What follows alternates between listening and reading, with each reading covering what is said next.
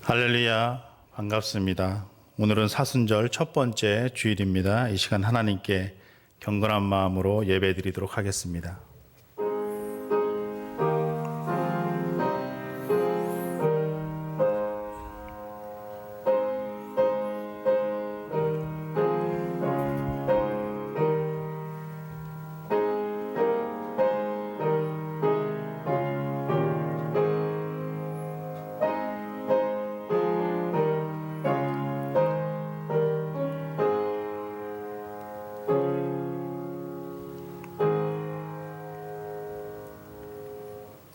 내가 무엇을 가지고 여호와 앞에 나아가며 높으신 하나님께 경배할까?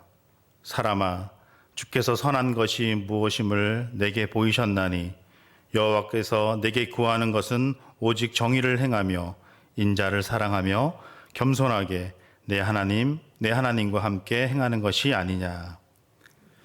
우리의 피난처가 되시는 하나님 아버지, 지난 한 주간도 저희들을 눈동자와 같이 지켜주셨다가 오늘 사순절 첫 번째 주일 예배를 마음을 다하여 정성으로 함께 드리게 하시니 감사드립니다.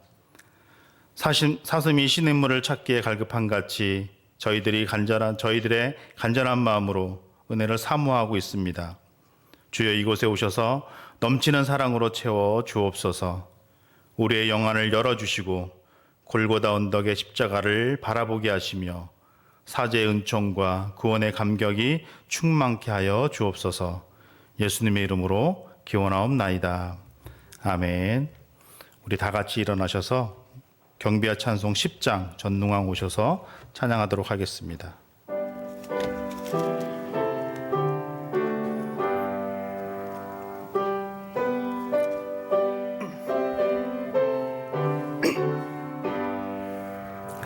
전능왕 오셔서 주 이름 찬송케 하옵소서.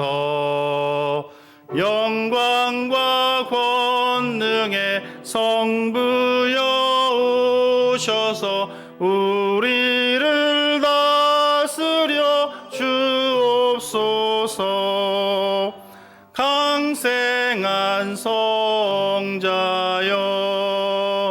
오셔서 기도를 들으소서. 택하신 백성들 복 내려 주시고 거룩한 마음을 주옵소서. 위로의 주 성령 오셔서 큰 증거 주옵소서. 전능한 주시여 각 사람 마음에서 떠나지 마시고 계십소서. 성삼위일체께 한없는 찬송을 드립니다. 존귀한 주님을 영광 중 배웠고 영원히 모시게 하옵소서.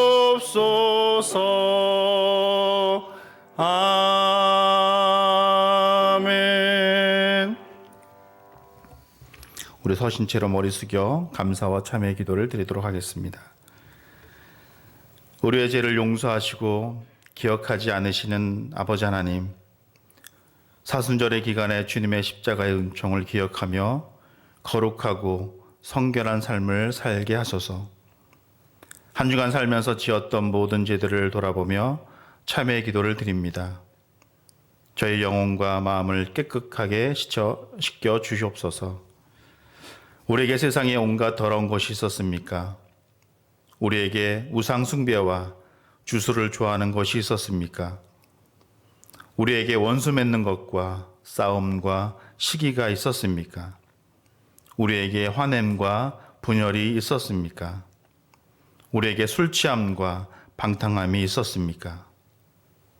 이런 죄가 있었다면 통회하는 마음으로 그 죄를 자복하오니 우리의 죄를 용서하시고 십자가의 보혈의 피로 정결하게 씻어 주옵소서. 세상의 어떤 죄의 유혹도 예수님처럼 말씀의 권능으로 이길 수 있는 저희들이 되게 하여 주옵소서. 지금은 하나님과 나만이 아는 은밀한 죄를 생각하며 우리 구주 예수 그리스도의 이름으로 묵묵히 참회의 기도를 계속하여 드립니다. 아멘.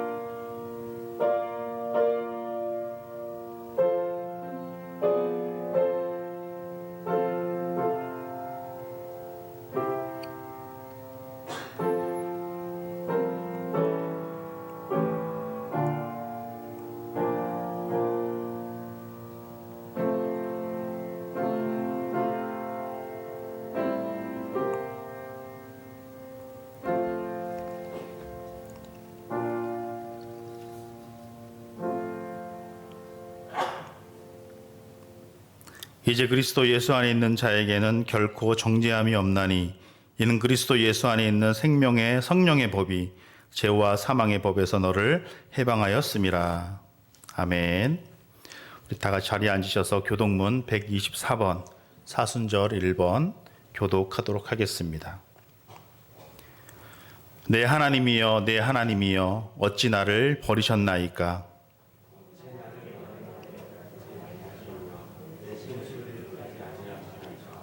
내 하나님이여 내가 낮에도 부르짖고 밤에도 잠잠하지 아니하오나 응답하지 아니하시나이다. 우리 조상들이 주께 의뢰하고 의뢰하였으므로 그들을 건지셨나이다.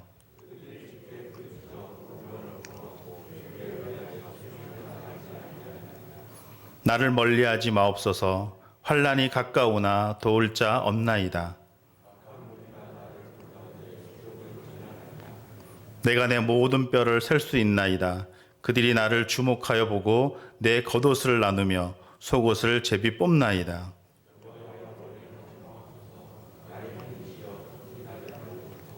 나를 사자의 입에서 구하소서. 주께서 내게 응답하시고 들소의 뿔에서 구원하셨나이다.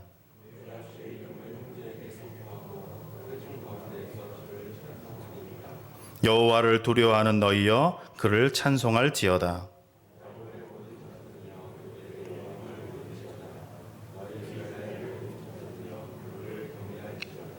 아멘. 다 같이 사도신경으로 우리의 신앙을 고백합니다.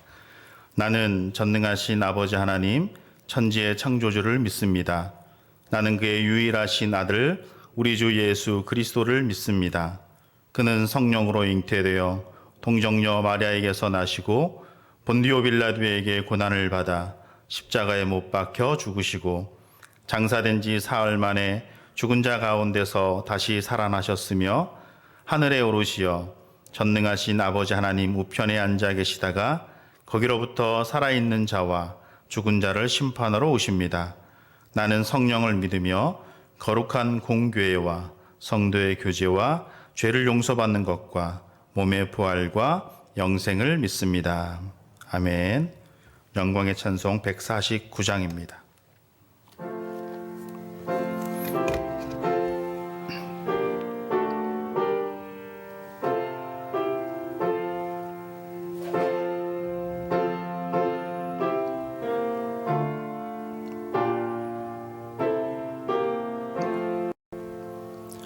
주 달려 죽으신 십자가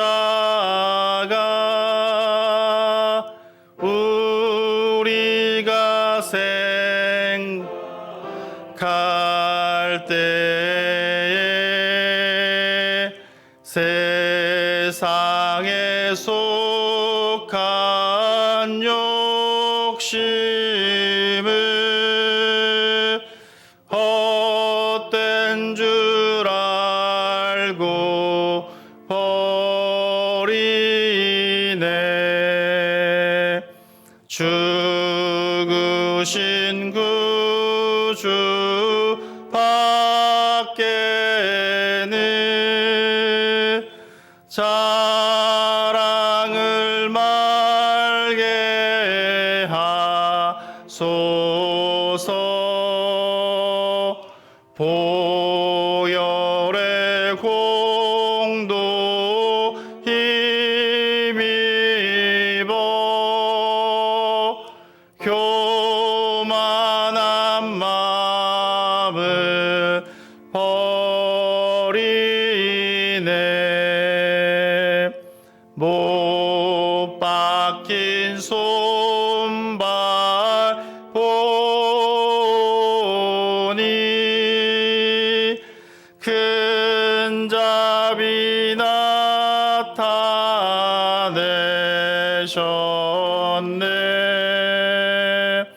가시로 만든 멸류관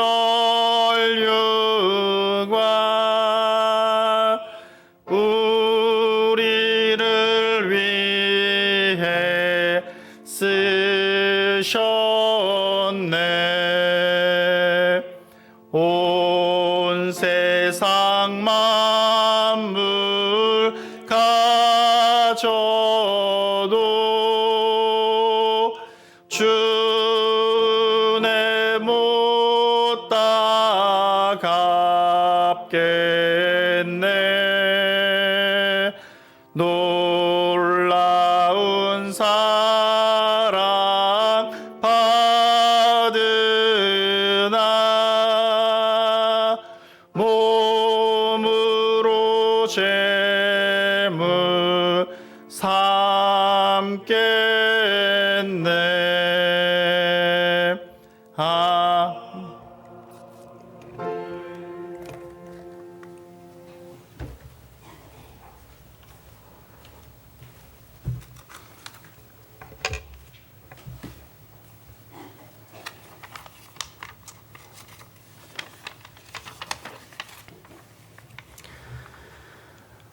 홀로 찬양받기에 합당하신 하나님 아버지, 주님의 십자가로 저희의 구원을 이루신 은혜에 하나님께 영광을 드립니다. 이 시간 십자가에서 이루어진 구속의 은혜를 감사하며 예배드리는 저희들이 되게 하옵소서. 하나님 아버지, 이 시간 저희들의 죄를 고백합니다. 하나님을 영화롭게 해드리기보다 저희들 자신의 영광을 위해 살았습니다. 주님의 깊고 넓은 가르침을 주셨지만 가르침대로 살지 못했습니다. 우리의 죄를 용서하여 주시옵소서. 십자가의 하나님, 우리를 위한 십자가였음에 감사의 찬양을 드리는 저희들이 되길 원합니다. 주님을 향한 감사가 이 세상을 살아가는 동기가 되게 하옵소서. 지금 세상은 코로나라는 사람의 힘으로 이겨내지 못하는 질병으로 사회적, 경제적으로 너무나 힘든 상황이 벌써 1년이라는 세월 속에 있습니다. 모두가 어렵고 힘든 상황이지만 우리의 신앙을 통해 항상 감사할 줄 아는 마음을 지니도록 하옵소서. 그리하여 삶의 모든 상황 속에서 감사하며 살게 하옵소서. 치유의 하나님, 우리 교회도 육체적, 정신적으로 상처받고 아파하는 성도님들이 계실 줄 압니다. 교회 부흥은 아주 작고 낮은 곳부터 시작된다 믿습니다. 육체적, 정신적 고통과 상처받는 성도님들과 허물없고 스스럼 없는 관계를 통해 어려운 시기일지라도 솔선수범하는 우리 우일교회 성도님들이 되시길 역사하여 주시옵소서. 전능하신 하나님, 우일교회의 성도들이 한 마음으로 머리 숙인 이 시간 하나님께 영광이 되길 소망합니다. 시작된 예배가 하나님의 영광 속에서 드려지게 하옵소서. 이 시간 이선재 목사님께서 생명과 진리의 말씀이 선포될 때 주님의 말씀대로 주님의 행하심을 닮아갈 수 있는 우리 우일교회 성도님들이 되기를 원합니다. 말씀에 주님의 능력을 더하여 주시옵소서. 지금 저희들이 예배하는 동안에 예배당 안팎으로 봉사하는 주님의 종들이 있음에 감사드립니다. 귀한 지체들의 섬김으로 예배를 귀한 시간 되게 하시니 저들에게 은총 또한 내려주시옵소서. 거룩하신 하나님, 우리 우일교회를 지켜주심에 감사드립니다. 오늘도 하나님의 뜻에 따르고 구원의 방주 역할을 다하게 하옵소서. 세상을 위하여 자신의 몸을 내어주셨던 주님과 같이 사순제를 보내며 주님의 뜻과 같이 주님만을 섬기는 교회가 되기를 소망하면서 언제나 우리를 사랑하시는 예수님 이름으로 기도드립니다. 아멘. 주기도문 하시겠습니다. 하늘에 계신 우리 아버지, 아버지의 이름을 거룩하게 하시며 아버지의 나라가 오게 하시며 아버지의 뜻이 하늘에서와 같이 땅에서도 이루어지게 하소서. 오늘 우리에게 일용할 양식을 주시고 우리가 우리에게 잘못한 사람을 용서해 준 것 같이 우리의 죄를 용서해 주시고 우리를 심에 빠지지 않게 하시고 악에서 구하소서.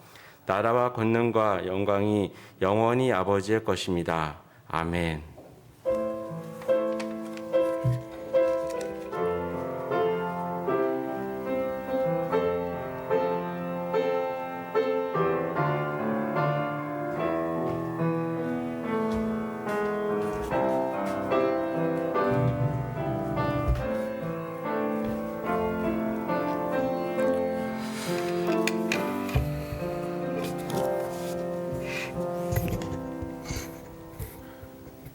우리에게 주신 하나님의 말씀은 빌립보서 2장 12절부터 18절까지입니다.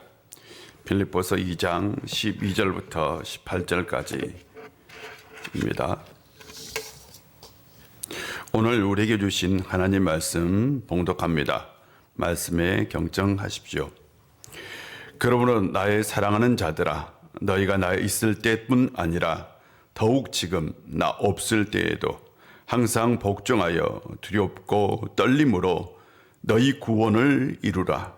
너희 안에서 행하시는 이는 하나님이시니 자기의 기쁜 뜻을 위하여 너희에게 소원을 두고 행하게 하시나니 모든 일을 원망과 시비가 없이 하라.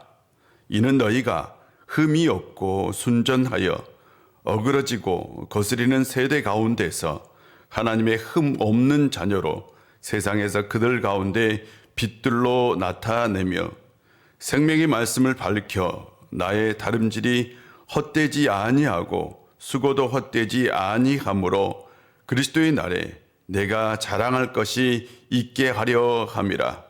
만일 너희 믿음의 재물과 섬김 위에 내가 나를 전제로 드릴지라도 나는 기뻐하고 너희 무리와 함께 기뻐하리니 이와 같이 너희도 기뻐하고 나와 함께 기뻐하라. 아멘. 오늘도 하나님의 은총이 여러분 삶 가운데, 여러분의 인생 가운데, 여러분의 가정 가운데 함께 하시기를 주의 이름으로 축복합니다. 농사 중에 가장 어려운 것이 자식 농사라고 합니다. 아무리 훌륭한 부모도 자식 농사만큼은 마음대로 안 된다라고 얘기를 하죠. 그러나 세상의 모든 부모들의 공통된 꿈이 있다면 자식이 잘 되는 겁니다. 최근 기독교 원로이자 이 시대의 참 스승인 김영석 교수님께서 한 인터뷰에서 자식 교육에 대해서 얘기를 했어요.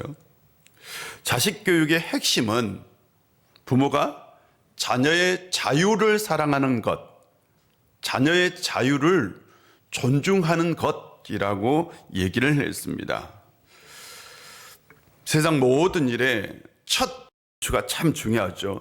그렇듯이 자녀 교육의 첫 단추는 바로 자녀의 자유를 소중히 여기는 것이다 라고 얘기한 거죠. 세상 모든 부모들은 자녀를 사랑합니다. 그런데 그 사랑에는 조건이 있죠. 자녀가 무엇인가를 가지고 있고 우리는 그 무엇인가를 사랑합니다.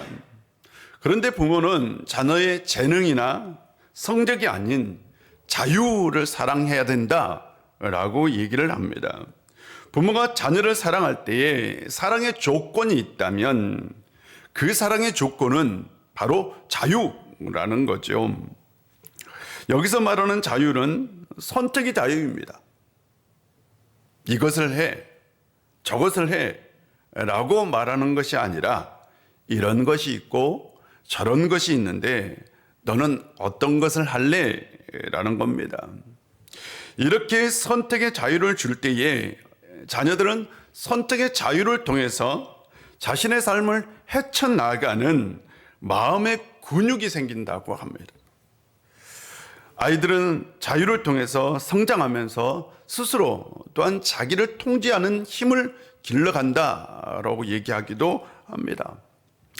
저는 이것을 통해서 사람을 사랑한다는 것이 그것이 무엇인지를 깨닫게 되었어요. 우리가 사람을 사랑하는데 대부분 사랑의 조건이 있습니다. 대부분 우리는 다 내가 누구를 사랑하고 누구를 좋아할 때 그 사람이 이래서 좋아라고 얘기를 하죠. 그런데 진정으로 우리가 어떤 사람을 사랑할 때에 그 사랑의 조건은 그 사람의 자유여야 한다라는 거죠. 자유는 사람을 사람 되게 하는 진정한 가치입니다. 예수님은 우리를 자유케 하기 위해 이 세상에 오셨습니다. 자유는 인간이 가지고 있는 본능이기도 합니다. 이 자유는 억압받지 않는 것, 통제받지 않는 겁니다. 우리는 억압이나 통제 앞에 본능적으로 저항합니다. 상대를 어떤 식으로든 통제하려고 하는 것은 사랑이 아닙니다. 부부간이든 부모와 자식간이든 교인간이든 억압과 통제하는 그것은 사랑이 아니라고요. 지난주에 우리는 그리스도 예수의 마음을 품어야 한다라는 말씀을 나누었습니다. 예수님의 마음은 예수님의 정신이기도 합니다. 예수님께서 보여주신 정신은 성육신의 정신이고 십자가의 정신입니다. 성육신의 정신은 낮아짐과 자기 비움의 정신이기도 합니다. 저는 새해가 되면서 비움과 낮아짐의 문제로 깊은 씨름을 하였습니다. 비움과 낮아짐에는 두 가지 힘에 의해서 가능합니다. 이 비움과 낮아짐은 두 가지 힘에 의해서 가능해요. 외적인 힘과 내적인 힘이 있는데 내적인 힘에 의한 비움은 자기 비움이고 가장 이상적인 비움입니다. 외적인 힘에 의한 비움은 강요와 억압을 통한 비움입니다. 자유의 본능을 가진 우리는 외적인 힘에 저항합니다. 제가 씨름했던 부분이 바로 이 부분입니다. 저 안에 자발적인 비움은 추구하지만 외적인 힘에 의한 비움에는 저항한다는 것을 깨달은 거죠. 강요를 통한 비움에 저항하고 있는 내 자신을 발견하게 되었습니다. 마치 자유가 박탈되는 느낌이었어요. 여러분도 마찬가지일 겁니다. 아름다운 비움은 강요에 의한 비움이 아니라 자발적인 비움이고 이것이 예수님이 보여주신 비움입니다. 주님은 자발적으로 십자가를 선택했고요. 또한 그것이 인류를 구원하는 최상의 길이었기 때문입니다. 여러분, 예수님의 마음을 품는 것 제가 강요할 수 없습니다. 신앙은 스스로의 선택에 의해서 자라가는 것입니다. 그러나 저는 소망합니다. 여러분이 예수님의 마음을 품기를 선택은 저에게 있는 것이 아니라 여러분에게 있다는 것을 다시 말씀드리면 예수님의 마음을 품고 사는 것이 인생 최고의 가치라는 것을 말씀드립니다. 그렇다면 예수님의 마음을 품는 사람은 어떻게 살아야 할까요? 오늘 설교 제목이 마음에서 실천으로입니다. 예수님의 마음을 품었다면 이제 우리는 실천하며 살아가야 하는 거죠. 그 실천이 무엇일까 하는 겁니다. 첫째, 순종을 삶으로입니다. 순종을 삶으로. 12절을 보면 항상 복종하여 두렵고 떨림으로 너희의 구원을 이루라 라고 얘기합니다. 구원을 이루라 라고 얘기하죠. 우리가 이해하는 구원은 이런 겁니다. 구원은 과거의 사건입니다. 구원은 이미 우리가 과거에 이미 구원을 받았어요. 나는 이미 구원 받은 자입니다. 이제 구원을 위해서 더 이상 우리가 할 것이 없습니다. 이것이 우리가 생각하는 구원입니다. 그런데 본문은 그렇게 말하지 않아요. 우리의 구원이 아직 완성되지 않았다. 구원을 이루라 라고 얘기하죠. 우리는 구원이 이미 완성되었다 라고 생각하는데 바울은 아니다. 아직 구원은 완성된 게 아니다 라고 얘기합니다. 어떤 것일까요 도대체? 로마서 13장 11절을 보면 또한 너희가 이 시기를 알거니와 자자가 깰 때가 벌써 되었으니 이제 우리의 구원이 처음 믿을 때보다 더 가까이 왔습니다 라고 얘기합니다. 베드로전서 1장 5절을 보면 너희는 말세에 나타나기로 예비하신 구원을 얻기 위하여 믿음으로 말미암아 하나님의 능력으로 보호하심을 받았느니라 라고 얘기합니다. 로마서는 구원이 처음 믿을 때보다 가까이 왔다고, 베드로전서는 말세에 우리의 구원이 이루어질 것이라고 두 것 다 시간적 개념으로 이야기를 합니다.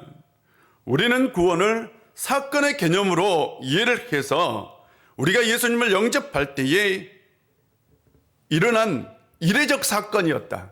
우리는 이미 구원받은 자라라고 얘기합니다. 그러나 본문에서 말하는 구원은 시간의 개념으로 시작도 있고 끝도 있다라는 거예요. 구원이 시작도 있고요, 끝도 있대요. 우리가 믿을 때 시작되었고 마지막 날에 완성되는 것이다 라고 얘기합니다. 그렇다면 우리는 얼마든지 구원 열차에서 떨어질 수 있습니다. 아직 우리의 구원은 시작되었지만 완성된 건 아닙니다.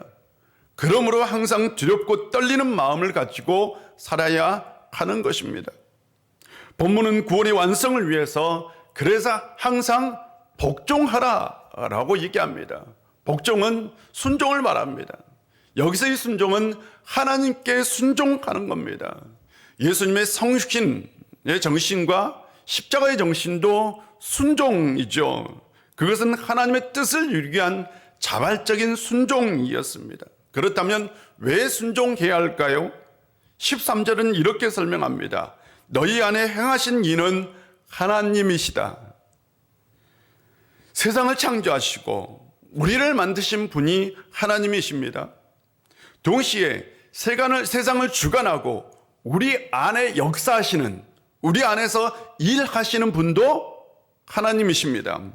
이것을 흔히 우리는 하나님의 통치라고 얘기합니다. 지난주 피택자 교육이 있었는데요, 요리문답이었습니다. 요리문답의 첫 번째 질문이 사람의 제일 되는 목적이 뭐냐라는 거예요. 사람의 제일 되는 목적. 여러분 어렸을 때에 세례받은 사람은 이거 기억해요. 어렸을 때 세례받은, 여러분 오래전에 세례받은 사람은 다 이거 기억합니다. 사람의 제일 되는 목적은 이거 다 외웠어요. 맞죠? 하나님을 영화롭게 하고 하나님을 즐거워하는 것이다 라는 거예요. 답입니다. 부부가 이혼을 하면 아내 때문에, 남편 때문에 즐거움을 할 수는 없어요. 똑같아요. 우리가 하나님을 떠나서는 하나님을 영화롭게 할 수도 없고 하나님으로 인해 즐거워할 수도 없는 겁니다. 그렇다면 사람의 제일 되는 목적은 뭐냐? 실상은 하나님과 관계를 맺고 사는 것이죠. 맞잖아요. 하나님과 관계를 맺어야 하나님을 영화롭게 할 수도 있고 하나님을 통해서 즐거워할 수도 있는 겁니다. 하나님과 관계를 맺는다라는 건 하나님의 통치권 아래 산다라는 거죠. 이때 우리가 하나님의 통치권 아래 살 때에 요구되는 것이 있다면 순종입니다.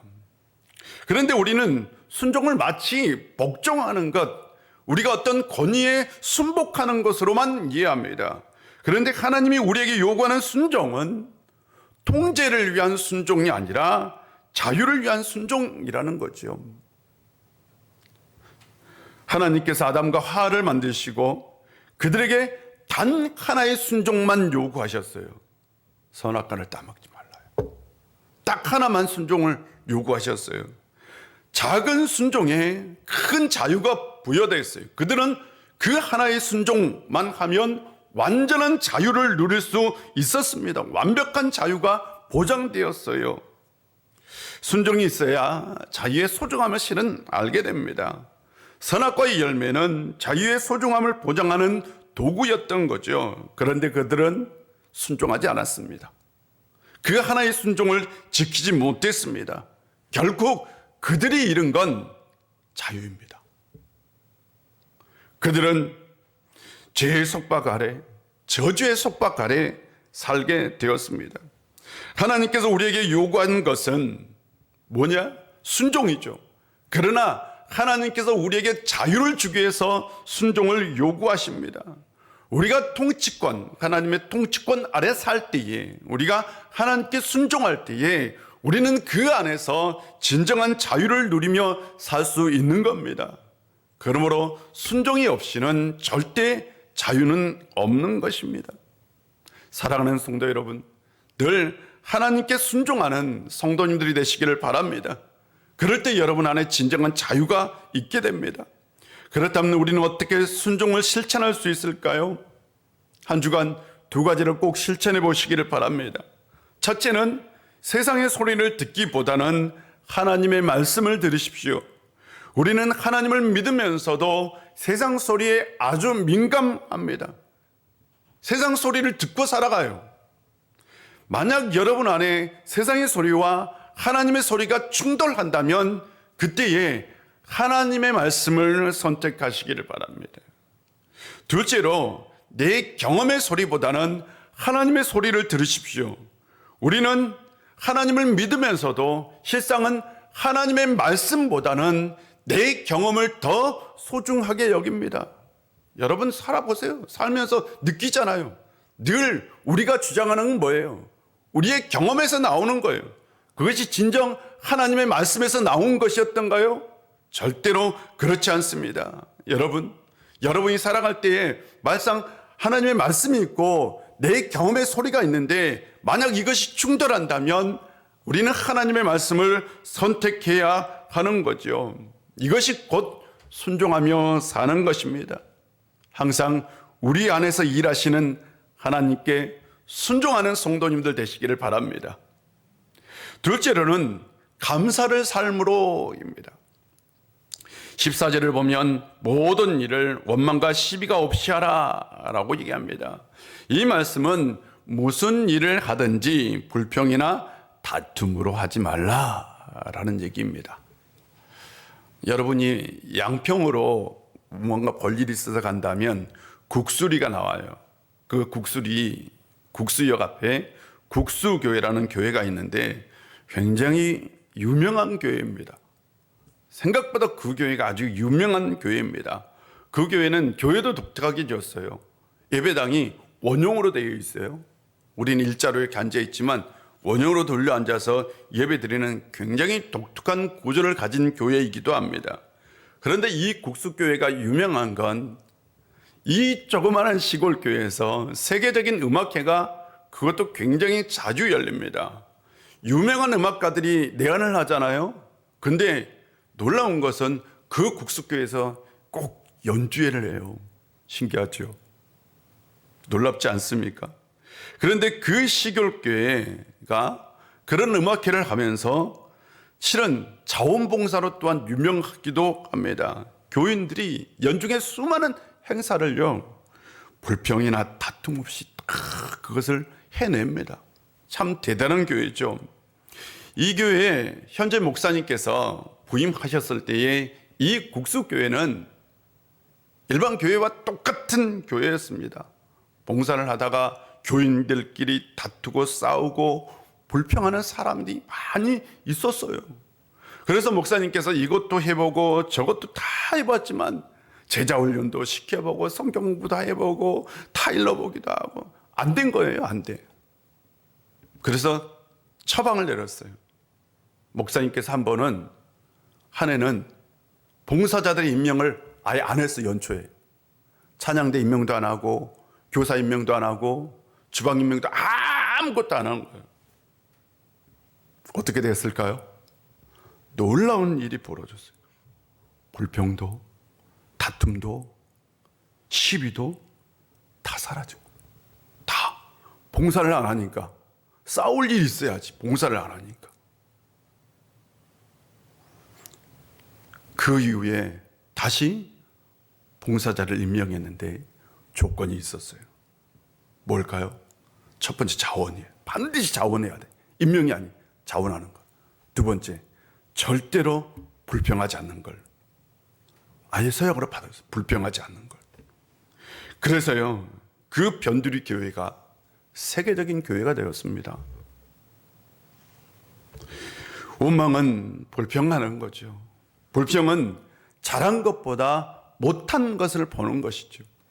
시비는 평화를 도모하는 것보다는 싸우자고 덤비는 것이죠. 왜 불평하고 왜 원망할까요? 왜 시기하고 왜 다툴까요? 그 속에 예수 그리스도의 마음이 없기 때문입니다. 노예 산하에 교회 안에 분쟁이 있어서 지난 목요일 날 노예 재판국이 열렸어요. 제가 다녀왔는데요. 이 교회에서, 교회 안에서 재판이 있었어요. 재판. 교회 안에서. 재판은 바로 재판을 통해서 성도 6명을 치리를 했는데 출교를 치리했어요. 가장 무거운 치리가 출교입니다. 교회를 떠나야 돼요. 치리를 했어요. 이분들이 목사님을 비방하고 또한 교인들과 다투고 그리고 나서 교회를 혼란케 해서 교회에서 재판을 해서 출교 명령을 내려서 이분들이 교회에 노예에 항소를 한 거예요. 그래서 교회 노예 안에 재판이 열린 거죠. 제가 이 사건을 접하면서 굉장히 마음이 무겁고 아팠어요. 교회 안에 왜 이런 일이 일어날까? 왜 다투고 싸울까? 이게 도대체 신앙에 무슨 도움이 되겠어요? 그렇지 않습니까? 아무 도움되지 않는 일을 가지고 그 마음도 뺏기고 힘도 뺏기고 영혼도 뺏기고 살고 있더라고요. 막 그 일을 온통 신경 쓰고 살아요. 저는 이런 마음이 들었어요. 모두가 예수님의 마음을 품고 신앙생활을 한다면 재판까지 갈 일이 있겠나? 그렇지 않습니까? 재판까지 갈 일이 있겠습니까? 불평은 실상은 불평과 시비는요, 나도 죽이고 타인도 죽이는 것이더라고. 재판을 보니까 그래요. 맞죠? 나도 죽이고 타인도 죽이는 게요, 불평하고 시기하고 다투는 거예요. 불평이나 다툼의 악한 영들이 예수 그리스도의 이름으로 떠나기를 주의 이름으로 축복합니다. 떠났으면 좋겠어요. 우리 교회 안에 아예 이런 것들이 사라졌으면 좋겠어요. 시편 100편 4절을 보면 감사함으로 그 문에 들어가며 찬송함으로 그 궁정에 들어가서 그에게 감사하며 그 이름을 송축할지어다. 시편 저자는 하나님의 성전에 들어갈 때에 감사함으로 들어가야 된다라고 얘기합니다. 찬송함으로 들어가야 된다라고 얘기하는 거죠. 불평의 마음, 원망의 마음, 시기의 마음을 가지고 하나님의 전에 들어가서는 안 된다라는 거죠. 여러분, 불평이나 시기의 마음을 내려놓고 감사의 마음으로 지금 하나님 앞에서 예배를 드리고 있습니까? 아니면 여전히 마음속에 불평과 시기와 다툼의 마음을 가지고 지금 예배에 참여했습니까? 하나님께서 어떤 마음을 받으실 것 같아요? 15절을 보면 예수의 마음을 품고 불평이나 시기 없이 감사의 마음으로 사는 사람들이 어떤 인생을 살 것인지에 대해서 말씀하고 있지요. 그런 사람은 흠이 없고 순결해져서 구부러지고 뒤틀린 세대 가운데서 하나님의 흠 없는 자녀가 될 것이며 이 세상에서 별처럼 빛날 것이다 라고 얘기하고 있는 거죠. 감사의 마음으로 사는 사람이 이 어두운 세상에서 빛날 것이다 라는 거예요. 빛이 날 것이다. 그 사람만이. 예수의 마음으로 마음이 순결해져서 불평이나 다툼을 거두고 감사의 마음으로 살아가는 성도님들 되시기를 바랍니다. 이걸 어떻게 실천해요? 주중에 생활하면서 가족들에게 감사의 메시지를 한번 보내봤으면 좋겠어요. 하나님을 믿어서 감사하고, 살아있어서 감사하고, 함께 있어서 감사하고, 잘 살아주어서 감사하다고 가족들끼리 한 메시지 보내봅시다. 그때 틀림없이 여러분의 삶 가운데 감사가 넘쳐나고 불평이 사라질 줄 믿습니다. 셋째는 말씀을 삶으로입니다. 말씀을 삶으로. 16절을 보면 생명의 말씀을 밝혀 나의 다름질이 헛되지 아니하고 수고도 헛되지 아니하므로 그리스도의 날에 내가 자랑할 것이 있게 하려 함이라 라고 얘기합니다. 표준 세번역 성경은 이걸 이렇게 번역했어요. 생명의 말씀을 굳게 붙잡으십시오. 그리하면 내가 다름질한 것과 수고한 것이 헛되지 아니하여 그리스도의 날에 내가 자랑할 수 있을 것입니다 라고 얘기합니다. 그리스도인 이 말씀을 꼭 붙들고 살아가면 나중에 내가 여러분을 통해서 마지막 때에 자랑할 것이 있을 것이다 라고 얘기를 하고 있는 겁니다. 본문은 성도들이 생명의 말씀을 굳게 붙잡고 살아야 된다 라고 얘기하죠. 그런데 바울은 이 말씀과 생명을 연결했어요. 우리도 말씀을 생명이다 라고 얘기합니다. 말씀은 우리에게 생명을 주는 거죠. 말씀이 우리를 재우거나 죽이는 건 아닙니다. 맞죠? 말씀이 우리를 죽여요? 말씀이 우리를 졸게 합니까? 아닙니다. 말씀은 우리를 살리고 우리에게 생명을 주는 것이 곧 말씀이죠. 말씀에는 두 가지가 있습니다. 기록된 말씀과 선포된 말씀이 있어요. 요리문답 89문항에 보면 말씀이 어떻게 효력이 되어 구원을 얻게 합니까? 라는 질문이 있어요. 답은 하나님의 영께서 말씀의 낭독, 특히 말씀의 설교를 하나의 효과적인 방편으로 삼으셔서 죄인들에게 죄를 깨닫게 하고 회개케 하며 또 거룩함과 유한으로서 그들을 든든하게 하십니다. 이것은 믿음을 통하여 이루어지며 마침내 구원에 이르게 한다라고 얘기합니다. 말씀에는 두 가지가 있어요. 낭독된 말씀, 즉 기록된 말씀과 선포된 말씀이 있어요. 그런데 이 말씀의 기능은 뭐냐? 죄인을 깨닫게 한다. 죄인이 내가 죄가 있구나 라는 걸 깨닫게 하고 동시에 또한 회개하게 하며요. 우리를 구원에 이르게 한다 라고 얘기합니다. 이것이 말씀이 가지는 위대함입니다. 하나님의 말씀은 우리를 살리고 구원에 이르게 합니다. 그런데 선포된 말씀을 들을 때에 까박까박 졸면서, 물론 피곤하죠. 그런데 조는 분들이 꼭 졸더라고요. 보니까 설교 시간에 보면 조는 분들이 꼭 졸아요. 이건 하나님의 말씀을 거절하는 거죠. 어떤 분은 설교를 들으면서 설교를 평가를 하는 분도 있어요. 목사님 설교가 이렇다 오늘. 목사님 설교가 오늘은 내 마음에 안 드네. 이것은 하나님의 말씀을 거역하는 겁니다. 기록된 말씀이든 선포된 말씀이든 절대로 소홀히 하지 않는 성도님들이 되시기를 바랍니다. 왜냐하면 그의 말씀이 우리에게 생명을 가져오고 우리의 생명을 연장하기 때문입니다. 사순절 기간입니다. 사순절은 그리스도의 십자가의 죽음을, 주님이 당하신 고난을 묵상하며 그 고난에 동참하는 기간입니다. 신앙의 선배들은 이 기간에 거룩하고 성결하게 보냈어요. 거룩하고 성결하게 보내기 위해서 무엇보다도 금욕과 금식의 삶을 살았습니다. 제가 여러분에게 금욕과 금식의 삶을 살라는 건 아닙니다. 우리가 이 말씀을 어떻게 실천하느냐라는 거죠. 이 시대는 사람들이 참 바쁜 것 같아요. 모두들 다 바쁘다고 얘기를 해요. 그래서 말씀을 가까이 할 시간이 없어요. 그래서 겨우 일주일에 한 번 설교 듣는 게 말씀을 접하는 게 다잖아요. 그렇지 않습니까? 수요일날 여러분 다 나오진 않잖아요. 새벽기도 다 나오는 건 아니잖아요. 그렇다고 성경 말씀을 매일마다 묵상하는 것도 아니지 않습니까? 정작 드라마는 보고 스포츠는 보고 친구들과 수다 떠는 시간은 있는데 하나님 말씀을 보고 듣는 시간은 왜 없는지 모르겠어요.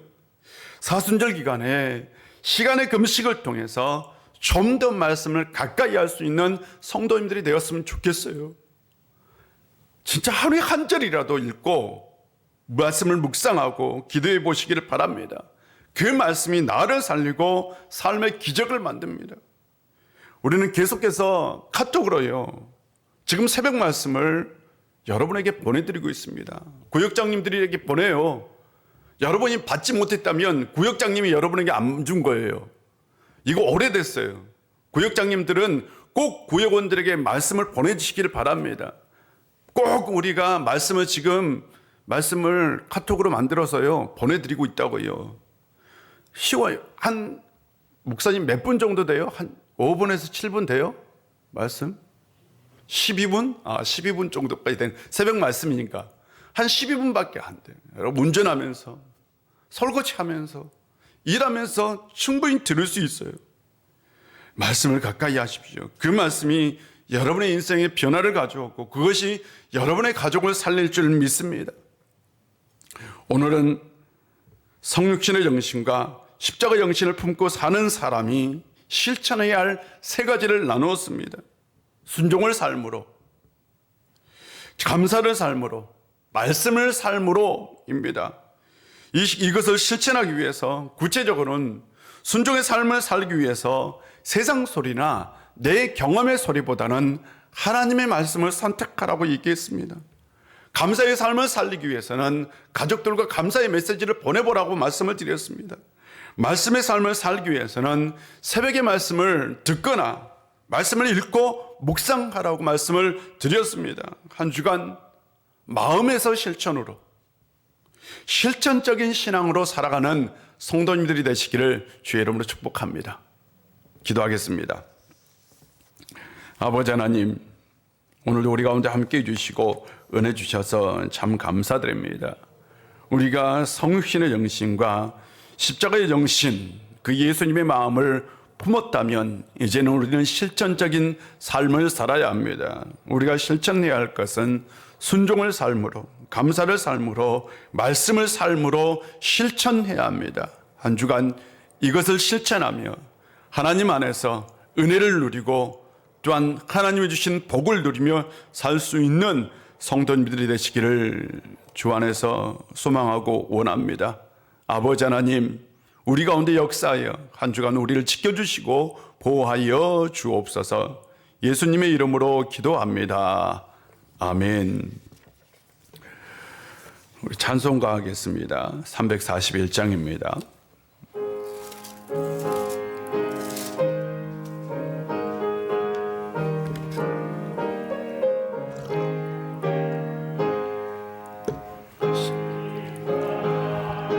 내가 지고 주를 따라갑니다.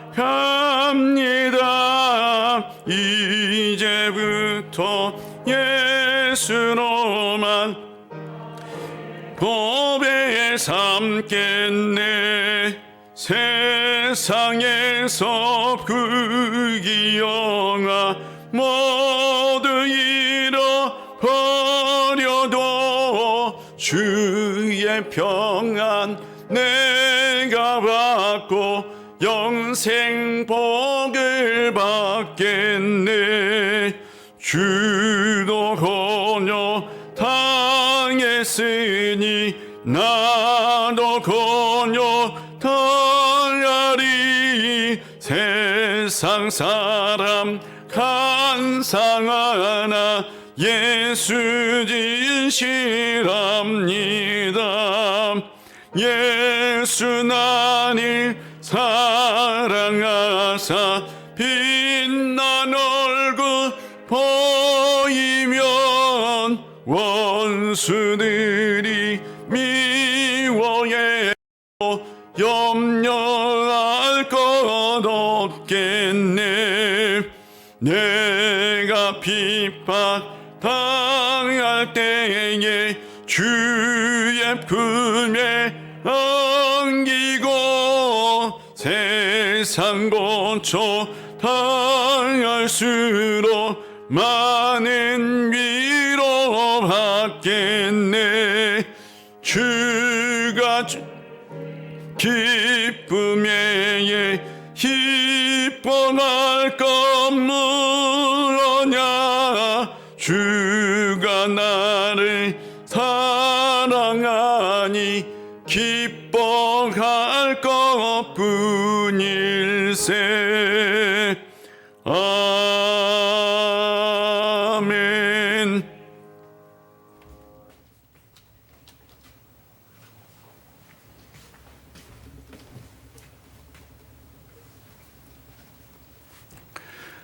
사랑과 너의 주님, 한 주간 우리를 지켜주시고 보호해 주셨다가 이렇게 주의 전에 나와서 예배 드릴 수 있도록 은혜 주시고 건강 주셔서 참 감사합니다. 이 시간 우리가 주님 앞에 나올 때에 빈손으로 나오지 아니하고 이 세상에서 수고하여 얻은 소득의 일부분을 가지고 하나님의 것으로 드리는 마음으로 나왔습니다. 우리가 예물을 드리면서 우리의 마음, 우리의 정성, 우리의 소망을 담아 드렸사오니 드리는 손길마다 하늘의 신령한 복으로 땅의 기름진 복으로 채워 주시옵소서. 이 시간 우리가 여러 가지 예물을 드렸습니다. 11조, 감사, 선교, 비전, 건축, 구제, 장학 여러 가지 헌금을 주님 앞에 드렸사오니 이 예물을 통해서 우리 우일교회가 다음 세대를 살리고 세우는 교회가 되게 해주시고 맡겨진 사명을 잘 감당해서 이 땅의 진정으로 하나님의 나라를 이루며 생명의 역사, 복음의 역사를 통해서 날마다 부흥하는 교회가 되게 하여 주옵소서. 우리가 한 주간 살아갈 때에 또한 세상에서 힘겹고 어려운 삶을 살 것입니다. 특별히 코로나 때문에 우리의 삶의 환경이 많이 힘들고 어려워졌습니다. 이때 더욱더 믿음으로, 말씀으로, 기도로 서는 성도님들 되게 해주시고 말씀과 기도와 찬양으로 서는 그 성도들을 위해 하나님께서 복에 복을 더해 주셔서 평안하고 형통하고 또한 아름다운 인생 살 수 있는 우리 성도님들 되게 하여 주옵소서. 이 은혜가 이 예배에 참석하지 못한 이들에게도 함께하여 주옵소서. 예수님의 이름으로 봉헌 기도 드립니다. 아멘.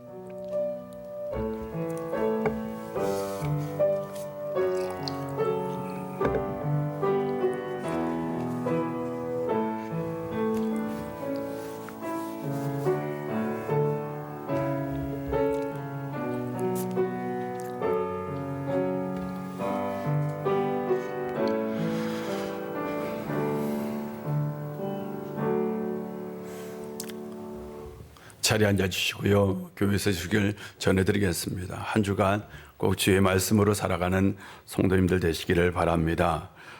주일 예배는 계속해서 1부는 1교구, 2부는 2교구, 3부만 조정을 했어요. 3부는 3교구, 4교구 이렇게 같이 예배를 드리려고 합니다. 혹시라도 예배를 드리지 못한 분들은, 대면 예배를 드리지 못하는 분들은 꼭 온라인으로 예배를 드려 주셨으면 좋겠습니다. 피택자 교육을 온라인으로 하고 있어요. 꼭 피택자만 위한 건 아닌 것 같아요. 제가 해보니까 여러분도 꼭 드려도 도움이 되고 유익이 될 것 같아요. 저도 지난주에 요리문답 좀 강의를 했는데 저에게도 참 도움되더라고요. 그래서 여러분도 꼭 같이 한번 들었으면 좋겠습니다. 나머지 광고는 주보를 보시고요. 우리 다 같이 일어나셔서 우리는 오직 예수 오직 믿음으로 살아야 합니다. 나는 오직 예수 오직 믿음으로 살겠습니다. 우리는 오직 예수 오직 믿음으로 살아야 합니다. 나는 오직 예수 오직 믿음으로 살겠습니다. 아멘.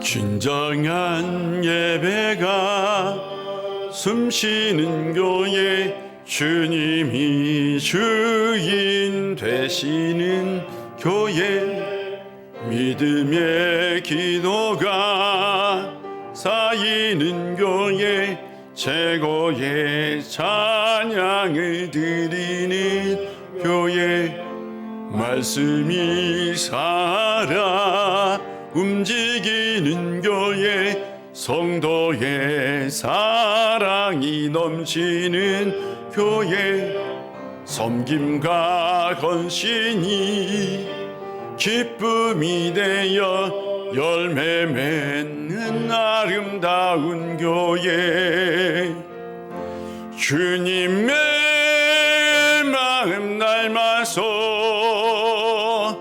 이웃을 사랑하는 교회 주님의 영광을 위해서 빛 대신 주님 전하는 교회 사랑의 불꽃이 활짝 피어나 날마다 사랑에 빠지는 교회 주께서 사랑하는 우일교회가 이런 교회 되게 하소서.